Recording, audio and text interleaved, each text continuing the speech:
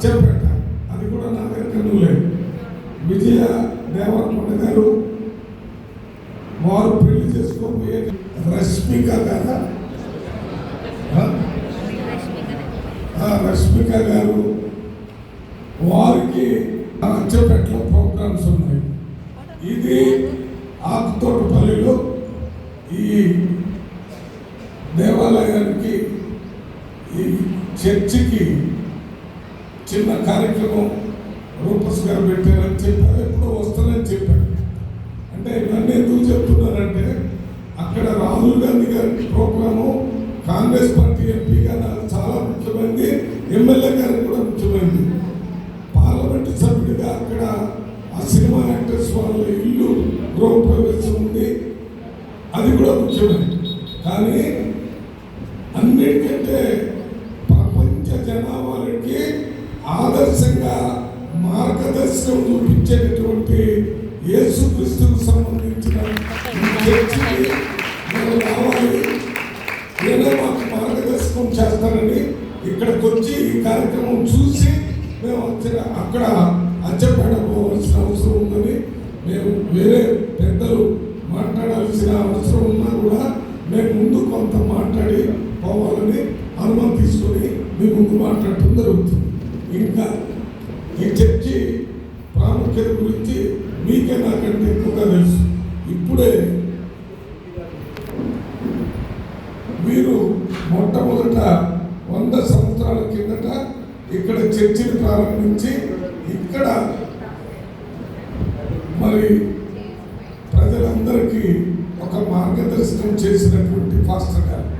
ఆయన గురించి ఇప్పుడే పుస్తకం రాశారు. రాసేదేవుడు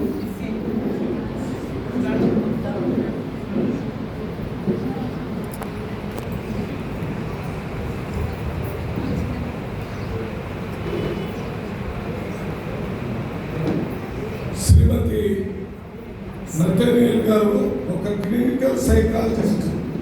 వారు ఈ పుస్తకం రాశారు.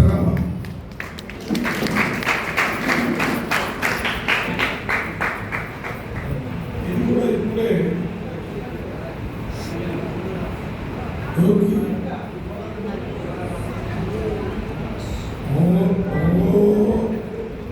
మనమరాలు చెప్తున్నాం, కూతురు సంగతి చెప్తున్నాం. సరే, ఈ పుస్తకాన్ని మనందరికీ అందజేశాను. దీంట్లో వివరాలన్నీ నేను ఇంకా చదవలేదు కాబట్టి చెప్పలేను. మీరు చదివి తెలుసుకొని అనుసరించి ఆచరించాలని మీ అందరినీ కోరుతున్నాను. నేను ఎప్పుడు కూడా ఎస్పీ దగ్గర కానీ కలెక్టర్ దగ్గర కానీ లేక పోలీసు రెవెన్యూ వ్యవస్థతో మాట్లాడేటప్పుడు ఈ చర్చిలో వచ్చే వాళ్ళందరూ కూడా వీళ్ళంతా శాంతియుతంగా దేవుడికి ఆరాధన చేసుకోవాలని, తోటి వారిని ప్రేమించాలని, దొంగతనం చేయకూడదని ముఖ్యమైనది.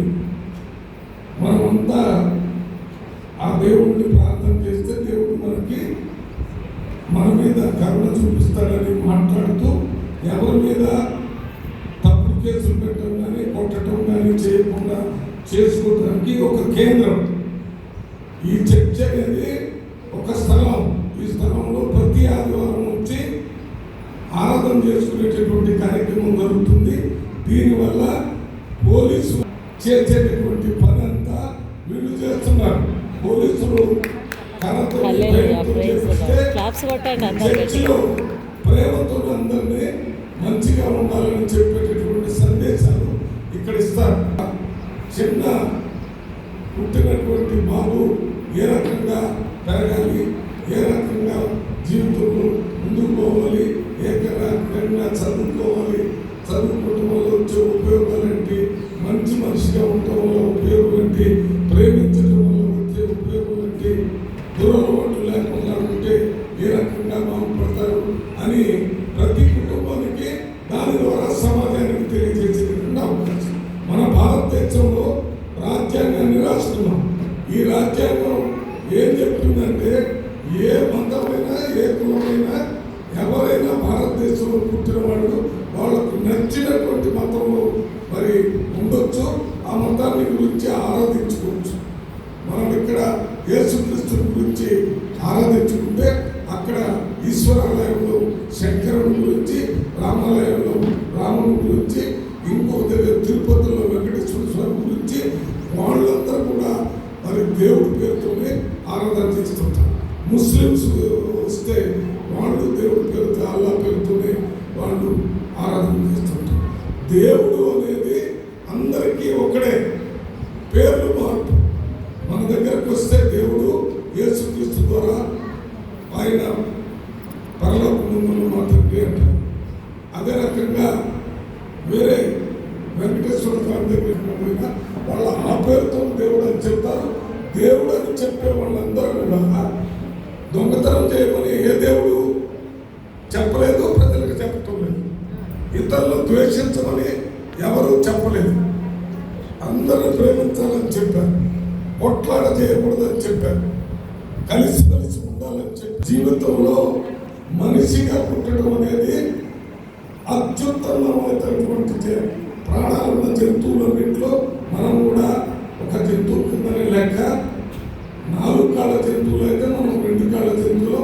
మనకి ఆలోచించే శక్తి ఉంది, మాట్లాడి ఒకళ్ళకి కమ్యూనికేషన్ చేసుకునే శక్తి మన మనుషులకు ఉంది. దీన్ని ఉపయోగించుకొని అందరూ బాగుపడాలనేటటువంటి ఆలోచన జరుగుతుంది.